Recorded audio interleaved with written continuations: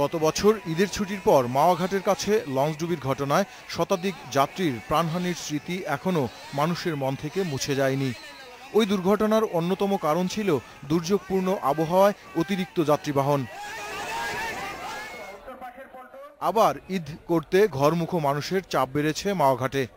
প্রবল বৃষ্টির মধ্যেও নিরুপায় অনেকেই পাড়ি জমাচ্ছেন অতিরিক্ত যাত্রী হয়ে। ডিসিশন নেওয়া ছিল আজকে যাব, তারপর সকাল থেকে বৃষ্টি, কালকে তো বৃষ্টি ছিল না, কিছু করার নেই, যেতেই হবে আজকে। একটু তাড়াতাড়ি যাওয়ার জন্য, যদি ফেরিতে যাই রাত হয়ে যাবে অনেক।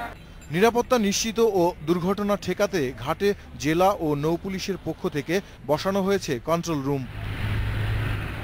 অতিরিক্ত যাত্রী হয়ে নদী পাড়ি না দিতে প্রচারণা চালাচ্ছেন বিআইডব্লিউটিএ কর্মকর্তারা।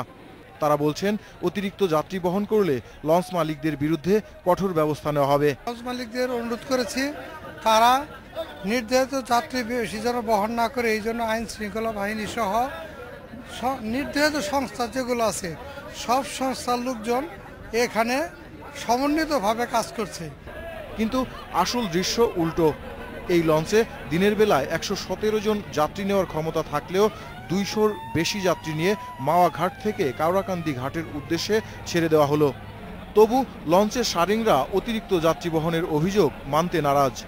অতিরিক্ত যাত্রী তো নেই না স্যার, আমরা অতিরিক্ত যাত্রী যায় কোথায় কোন? এই ঘাটে চলাচল করা বেশিরভাগ লঞ্চের ধারণ ক্ষমতা 200-র নিচে। ঈদের বাড়তি চাপের সময় সব লঞ্চই তার বেশি যাত্রী নিয়ে পারাপার করে। মাহবুব আলম, ইন্ডিপেন্ডেন্ট নিউজ, মাওয়া লঞ্চঘাট, মুন্সিগঞ্জ।